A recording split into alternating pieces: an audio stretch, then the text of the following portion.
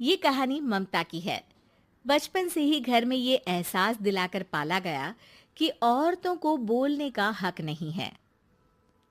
अरे ममता, जरा जल्दी जल्दी हाथ चलाओ। रोज ऑफिस में देर पहुंचता हूँ तुम्हारे कारण। लेकिन आपका सारा खाना पैक और तैयार भी है।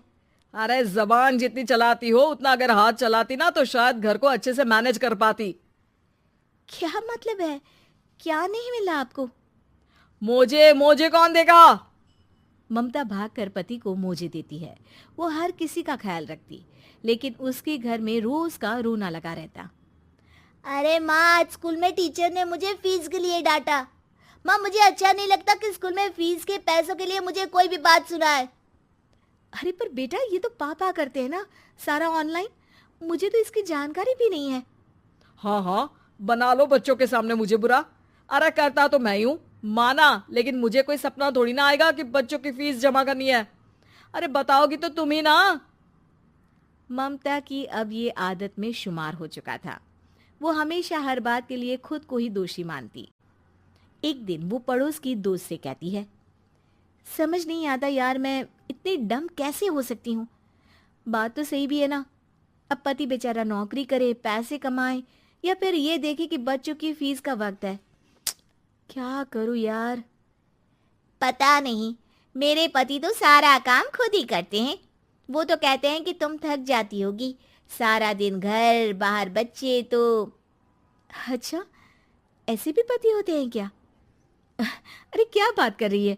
भाई साहब कभी तुझे किसी बात के लिए सुनाते नहीं? किसने कहा नहीं सुनाते? अरे ये पति चीज ही ऐसी होती है कि बिना पत्नी को सुनाए उन्हें चैन की नींद कहाँ आती है। तो तू भी परेशान रहती होगी कि कैसे, क्या, कब भूल गई। अरे वो तो मुझे बस इस बात के लिए ताना देते हैं कि मैं वक्त पर खाना क्यों नहीं खाती या पार्लर जाकर अपनी साज सज्जा क्यों नहीं करवाती। पड़ोसन बोल ही रही होती है कि ममता के बेटे की आवाज आती है। अरे माँ, क्या हो गया? लग नहीं रहा कि आज आप मुझे पानी भी देगी। अरे कब से खाने के लिए वेट कर रहा हूँ। अरे यार, मैं चलती हूँ। बेटा खाने के लिए वेट कर रहा है, मैंने उसे खाना भी नहीं दिया। अरे 12वीं में पहुंच चुका है तुम्हारा बेटा, उसे बोलो खुद पानी लिया करे। मैंने तो अपने बच्चों को काम करना सिखाया है। अरे यार, खुद की भी तो कोई लाइफ है। माना जब नहीं कर सकते थे तो किया, लेकिन अब इतने बड़े बच्चों की हर बात मानेंगे तो मुश्किल तो अपने को ही होगी। ममता को पड़ोसन की बात में दम तो लगता है, लेकिन करे क्या, आदत भी तो खुद ही ने डाली थी। ममता घर जाती है कि तभी बेटी आ जाती है। माँ, परसों मुझे एक शादी में जाना है। तेरी वो जो लाल वाली साड़ी है ना, उसे दे देना। मैं आज जाकर टेलर को दे दूंगी, वो उस साड़ी से सूट बना देगा। अरे नहीं नहीं तारा, वो मेरी माँ ने मुझे दी थी और उस साड़ी से मेरी काफ़ी भावनाएं जुड़ी हैं। तुमको ना मैं दूसरी साड़ी दे दूंगी। ओके, कोई बात नहीं, लेकिन आज दे ही देना पक्का। तारा माँ की साड़ी से सूट बनवाकर पार्टी में जाती है, लेकिन जब वो पार्टी से लौटती है, क्या है, मैं तो समझ ही नहीं पा रही हूँ। अरे जब वो साड़ी मांगी थी तो ये छल्ली सी साड़ी क्यों दे दी? मैं ही पागल थी जो इस साड़ी का सूट बनवा लिया मैंने। माँ, जानती भी हो कि कॉलेज में मेरी कितनी हंसी उड़ी। तभी वहां ममता का पति सुनील आ जाता है। अरे गवार औरत, जब बेटी साड़ी मांग रही थी तो दे देती ना। अरे पापा, इनके तो इमोशंस जुड़े थे उस साड़ी से। ममता इतने सब के बाद भी कुछ नहीं बोलती। मेरी बेटी की बेइज्जती हो गई, मैं बिल्कुल बर्दाश्त नहीं कर सकता ये। मैं नहीं चाहता कि मेरी बेटी से कोई भी ज्यादा सुंदर लगे पूरे कॉलेज में।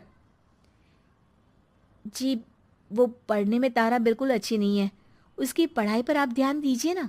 अच्छा, अब तुम मुझे बताओगी कि मुझे किस पर ध्यान देना और किस पर नहीं। रमेश जैसा ही ये वाक्य पूरा करता है, ममता की बेटी और पति उस पर जोर जोर से हंसते हैं। अरे ठीक है ना, पता ही नहीं चला कि कैसे वक्त इतना बीत गया। अरे कैसे पता चलेगा माँ, हम लोगों के पीछे जो तू बैताल की तरह चिपकी रहती थी, तुझे कैसे वक्त का पता चलता। ममता को पहले सास ससुर, फिर पति और बच्चों की तरफ से इस तरीके की बातें सुनकर उसका मन बहुत दुखी रहता था। एक दिन, सुनो ना, बहुत दिनों से कमर के नीचे बहुत दर्द रहता है। कल मैंने देखा तो एक फोड़ा था। अरे ममता, एक बार अपने पति से बात करो, वो तुम्हारा फोड़ा डॉक्टर को दिखा देंगे। अरे नहीं नहीं, वो तो गुस्सा हो जाएंगे। अरे क्यों गुस्सा हो जाएंगे? तुमको दर्द है? हाँ, लेकिन वो यही बोलेंगे कि ऑफिस जाऊं या फिर तुम्हें लेकर डॉक्टर के पास। तो बेटे से ही बात कर ले। अरे वो तो मैं कर लूं, लेकिन फोड़ा है ऐसी जगह कि उसे बताते मुझे शर्म आएगी। लेकिन कुछ ना कुछ तो करना जरूरी है ना। ऐसे कब तक फोड़े के दर्द से तड़पती रहेगी? अब तो सोच रही हूँ कि इनसे बात कर ही लूं, वरना दर्द के मारे कहीं मर ना जाऊं। लेकिन शाम को, ममता, क्या किया तुमने आज? खाने के डिब्बे में कैसा खाना दिया था? दाल खराब हो गई थी। कब की थी? दाल तो मैंने सुबह ही बनाई थी, खराब कैसे हो गई? अच्छा सुनिए ना, मुझे कहना है कि अरे गरम दाल बंद करोगी तो ऐसा ही होगा ना। बेइज्जती हो गई सबके सामने मेरी। ऑफिस वालों ने ऐसा मजाक उड़ाया कि क्या बोलूं। कल से ठीक से खाना देना है तो देना, वरना खाना देना बंद कर देना। बाहर खा लूंगा मैं। ममता, जो पति से अपनी परेशानी बताने वाली थी, वो अब ये सोचने लगती है कि कल से पति को खाने में क्या दे। अगले दिन ममता थकी थकी सी हालत में, आप लोगों के लिए नाश्ता बना दिया है, खाना बनाने की हिम्मत नहीं है आज तो। रात भर सोकर थक गई है ना, इसीलिए तो खाना नहीं बना सकती। हिम्मत नहीं हो रही है, मैं बस सोने जा रही हूँ। बस मैडम को सोने का बोल दो, फिर देखो कैसे सोती रहती है। माँ, फिर वही पराठा सब्जी। अरे हमारे साथ के दोस्त एक से बढ़कर एक नाश्ता खाना लेकर आते हैं, आप तो बस। सभी घर से निकल जाते हैं, लेकिन जब शाम को बेटा घर आता है तो घर में अंधेरा रहता है। बेटा लाइट जलाता है। क्या माँ, तुम्हारा भी जवाब नहीं है बिजली का बिल बचाने के लिए? वो बोल ही रहा होता है कि सामने माँ जमीन पर लेटी मिलती है। वो उसके पास जाता है। अरे माँ, क्या हो गया माँ? तभी वहां पड़ोसन आती है। अरे बेटा, तुम्हारी माँ के पैर के पास एक फोड़ा है, जिसके कारण ये लगातार कमजोर होती जा रही थी। मैंने उसे पहले ही कहा था कि घर में बता दो, लेकिन तुम्हारी माँ किसी को तंग करना नहीं चाहती थी। तभी वहां डॉक्टर आ जाता है। अरे इनके ऑर्गन में दिक्कत है, कोई बात है जो इनके मन में खटक रही है। अरे नहीं नहीं, इसके मन में कोई बात नहीं है। कोई काम है नहीं ना इसके पास, सारा दिन बस घर में ही रहती है। देखिए, मैं तो ये नहीं जानता, लेकिन हाँ, इनके मन में हमेशा कोई बात रह जाती होगी, इसीलिए उनकी ये हालत है। अगर आप समय से नहीं ले आते तो हो सकता था कि। अरे नहीं नहीं डॉक्टर साहब, हम पूरी कोशिश करेंगे कि वो ठीक हो जाए।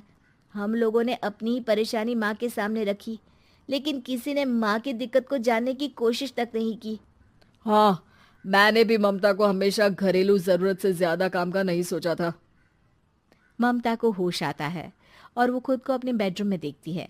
वो उठने की कोशिश करती है कि माँ, अब आप नहीं उठेंगी। हम लोग है ना, हम लोग आपको पूरी तरह से खुश रखने की कोशिश करेंगे।